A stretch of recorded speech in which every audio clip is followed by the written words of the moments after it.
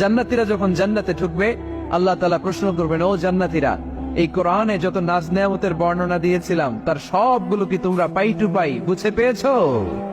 জান্নাতীরা বলবে পেয়েছি। হঠাৎ এক জান্নাতি হাত তুলে বলবে, আল্লাহ একটা জিনিস তো পাই নাই। সবাই বলে পাইছি, তুমি পাও নাই, কি পাও নাই? কয় আমনেরই তো পাই নাই। সুবহানাল্লাহ পড়বেন না? আপনাকেই তো পাই নাই। সব দেখলাম, সব খাইলাম, সব দেখলাম, কিন্তু আপনারা তো দেখলাম না।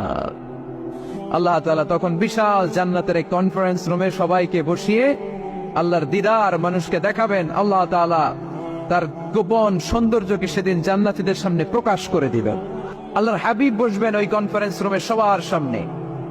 আল্লাহর হাবিবের পেছনে বসবে অন্যান্য নবীরা, তারপরে শুহাদা, সালেহিন, আউলিয়া সবাই বসবে। ওই জান্নাতের কনফারেন্স রুমে আমরাও যেন বসার জায়গায় পাই, আল্লাহ তুমি তৌফিক দিয়ে দিও। আল্লাহ তাআলা অনেকগুলো নূরের পর্দার পেছন থেকে নূরের ঝলকানি মারবেন। ওই ঝলকানি এক মুহূর্তের জন্য দিবেন। এক মুহূর্ত, কয় মুহূর্ত? 70,000 নূরের পর্দার কথা বলা হয়, এই বর্ণনাটাও দুর্বল। পর্দা আছে কিন্তু কয় হাজার জানে কে? আল্লাহ। ওই পর্দা সরিয়ে আল্লাহ তাআলা সৌন্দর্যের বা নূরের ঝলকানির এক আলোকচ্ছটা জান্নাতীদের সামনে তুলে ধরবেন এক মুহূর্তের জন্য। কয় মুহূর্ত? আলোকচ্ছটা দিয়েই আবার নাই, আবার সরাই ফেলবে।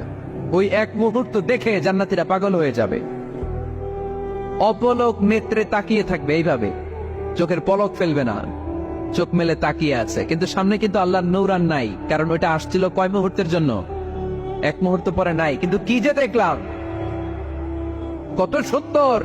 কোটি কোটি বছর এরকম অপলক নেত্রে জান্নাতীরা তাকিয়ে থাকবে। ইন্নাল্লাহা জামিলুন ইউহিব্বু